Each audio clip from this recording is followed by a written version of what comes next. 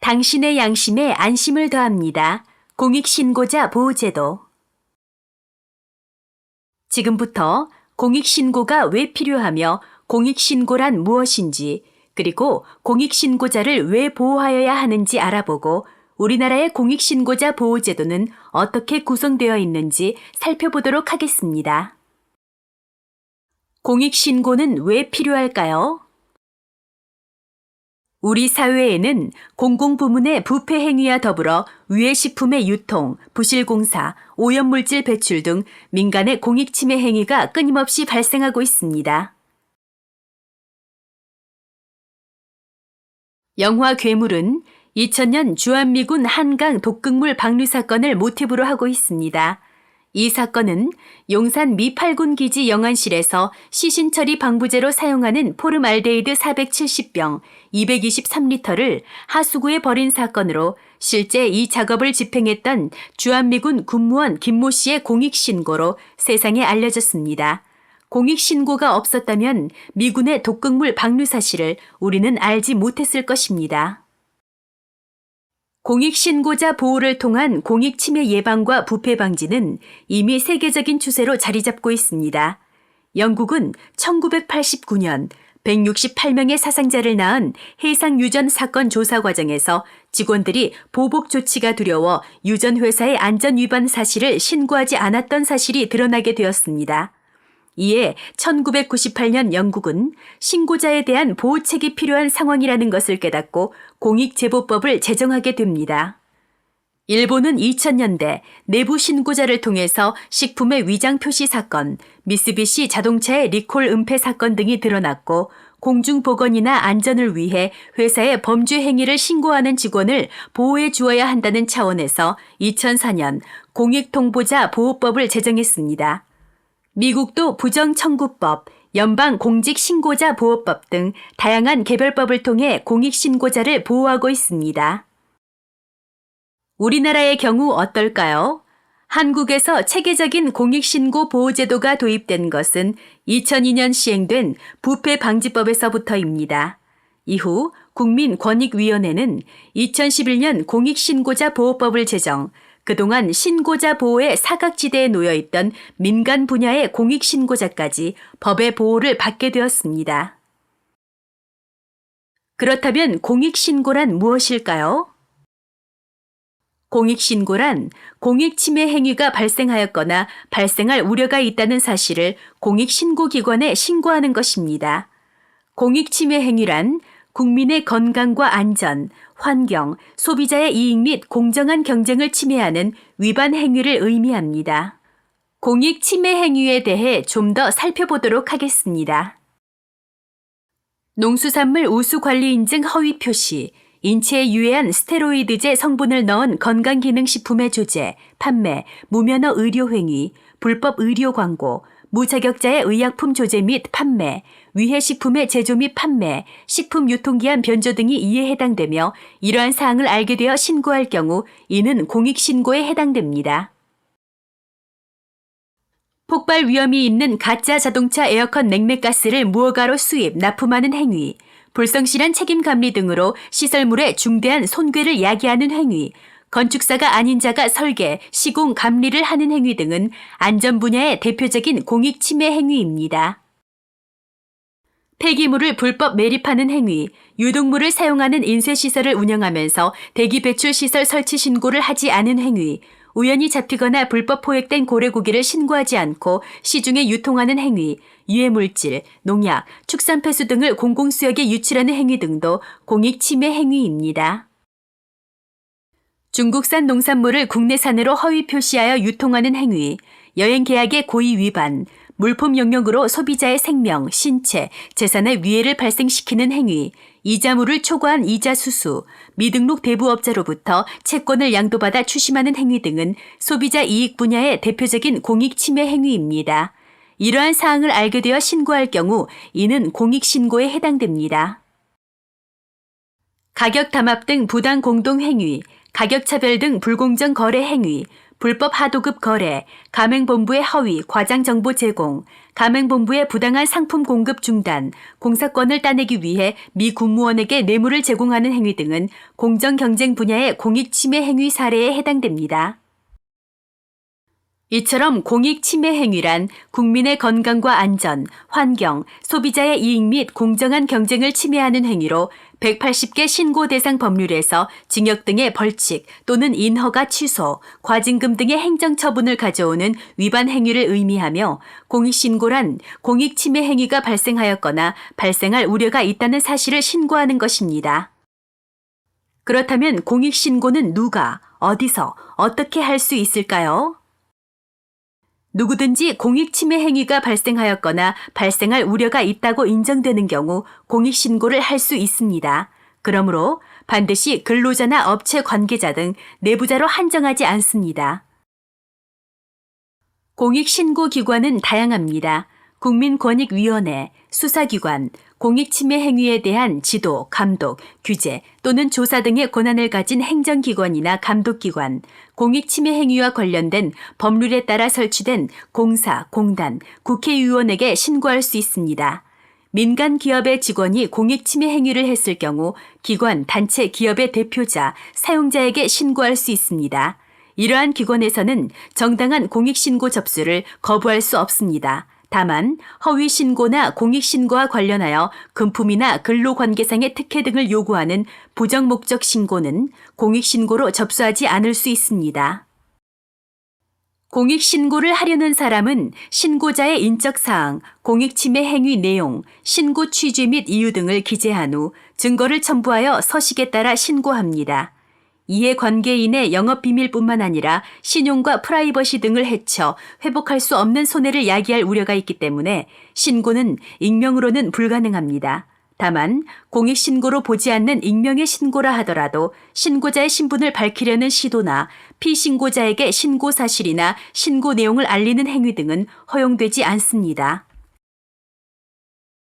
이 서식은 공익신고서와 신분공개 동의 여부 확인서입니다. 특히 주의하여야 할 것은 신분공개 동의 여부 확인서의 작성으로 신고자의 의사를 확인하여 신고자가 신분공개를 원하지 않을 경우 부동의에 꼭 표기하여야 합니다. 공익신고자를 지켜드립니다. 공익신고자 보호법은 제목에서 미루어 알 수 있듯이 공익신고자를 보호하기 위한 법률로서 다양한 공익신고자 보호 조치를 마련하고 있습니다. 이러한 보호는 공익신고에 관련된 조사, 소송 등에서 진술, 증언하거나 자료를 제공한 협조자에게도 제공되는 법률상 권리입니다. 비밀 보장.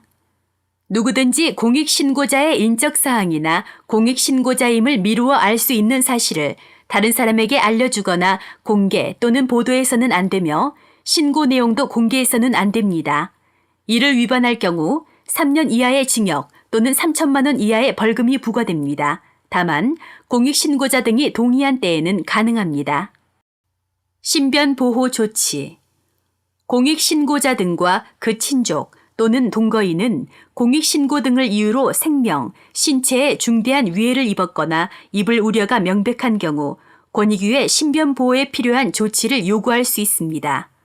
권익위는 필요하다고 인정되면 경찰 관서의 장에게 신변보호 조치를 하도록 요구하고 신변보호 조치를 요청받은 경찰 관서의 장은 법령이 정하는 바에 따라 신변보호 조치를 하게 됩니다. 책임 감면. 공익신고와 관련하여 공익신고자 등의 범죄 행위가 발견되어 공익신고자 등을 징계하는 경우 권익위는 징계권자에게 징계 감면을 요구할 수 있습니다. 신고 내용에 직무상 비밀이 포함되어 있어도 직무상 비밀 준수 의무를 위반하지 않는 것으로 간주합니다. 만약 단체 협약, 고용 계약 또는 공급 계약 등의 공익신고를 금지하거나 제한하는 규정을 두고 있다면 그 규정은 무효입니다. 피신고자가 공익신고 등으로 인하여 손해를 입은 경우에도 공익신고자 등에게 손해배상을 청구할 수 없습니다. 불이익 조치 금지. 누구든지 공익신고자 등에게 공익신고 등을 이유로 신분상, 행정적, 경제적 불이익 조치를 할 수 없습니다. 이를 위반할 경우 2년 이하의 징역 또는 2천만 원 이하의 벌금이 부과됩니다. 보호조치. 공익신고자가 불이익조치 금지 및 보호조치 신청을 하면 권익위는 불이익조치를 하려는 자에게 불이익조치 금지를 권고합니다. 이미 불이익조치를 받았다고 인정될 경우 권익위는 불이익조치를 한 자에게 30일 이내의 기간을 정하여 보호조치를 취하도록 요구하는 결정을 하여 공익신고자를 보호합니다. 보호조치가 필요한 불이익조치는 매우 다양합니다. 신분상의 불이익조치, 부당한 인사조치, 본인의 의사에 반하는 인사조치, 성과평가 또는 동료평가 등에서의 차별과 임금 또는 상여금 등의 차별지급, 정신적, 신체적 손상을 가져오는 행위, 직무에 대한 부당한 감사, 조사나 그 결과의 공개, 근무 조건 등의 부정적 영향을 미치는 차별 또는 조치, 행정적 불이익을 주는 행위, 경제적 불이익을 주는 조치가 이에 해당됩니다. 공익신고로 이러한 불이익 조치를 받았을 경우 권익위는 보호조치를 통해 불이익 조치에 대한 취소 또는 금지를 결정하게 됩니다. 공익신고로 국가나 지자체의 수입의 회복 또는 증대를 가져온 경우 권익위에 보상금 지급을 신청할 수 있습니다. 공익신고자 등과 그 친족 또는 동거인이 공익신고로 피해를 보거나 비용을 지출한 경우에는 구조금을 신청할 수 있습니다. 공익신고자가 세상을 바꿉니다. 공익신고자는 세상을 바꾸는 힘입니다.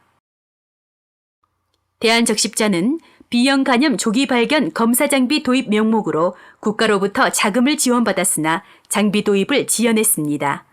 B형 감염 혈액의 유통으로 국민의 건강이 침해될 우려가 있음을 알리는 공익신고가 있었고 이를 계기로 대한적십자는 검사 장비를 바로 도입하는 것은 물론 보건복지부는 혈액관리법 시행규칙을 개정하여 B형 간염 검사를 법정 의무화했습니다.